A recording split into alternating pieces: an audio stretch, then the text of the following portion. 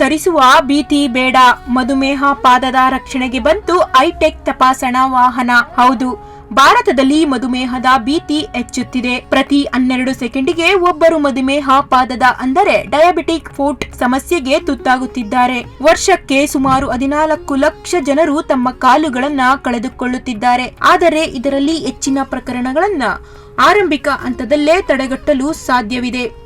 ಹೌದು, ಇದೇ ಮೊದಲ ಬಾರಿಗೆ ಇಂತಹ ಗಂಭೀರ ಸಮಸ್ಯೆಯ ವಿರುದ್ಧ ಹೋರಾಡಲು ಪ್ರಯಾಸ್ ಎಂಬ ರಾಷ್ಟ್ರೀಯ ಅಭಿಯಾನಕ್ಕೆ ಕಲಬುರಗಿಯ ಕಿಮ್ಸ್ ಆವರಣದಲ್ಲಿ ಚಾಲನೆ ನೀಡಲಾಗಿದೆ.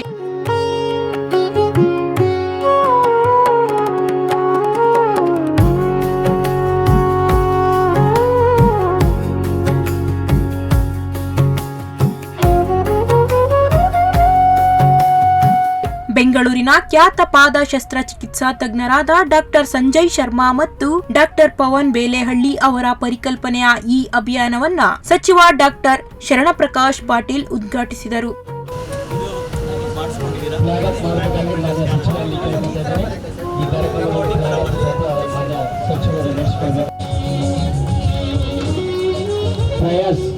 ಈ ಉದ್ಘಾಟನಾ ಕಾರ್ಯಕ್ರಮ ಭಾರತದಲ್ಲಿ ಪ್ರಥಮವಾಗಿ ನಮ್ಮ ಕಿಮ್ಸ್ ಆಸ್ಪತ್ರೆ ಆವರಣದಿಂದ ಉದ್ಘಾಟನೆ ಆಗ್ತಾ ಇದೆ.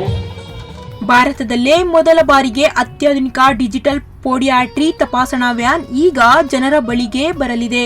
ಈ ಸಂಚಾರಿ ಕ್ಲಿನಿಕ್ನಲ್ಲಿ ಪಾದದ ಸಂವೇದನೆ, ಪತ್ತೆ ಹಚ್ಚುವ ನ್ಯೂರೋಪತಿ ತಪಾಸಣೆ, ರಕ್ತದ ಹರಿವನ್ನ ಅಳೆಯುವ ABI ಸ್ಕ್ರೀನಿಂಗ್ ಮತ್ತು ಪಾದದ ಹುಣ್ಣುಗಳನ್ನ ತಡೆಯುವ ಡಿಜಿಟಲ್ ಮೌಲ್ಯಮಾಪನ ಲಭ್ಯವಿದೆ.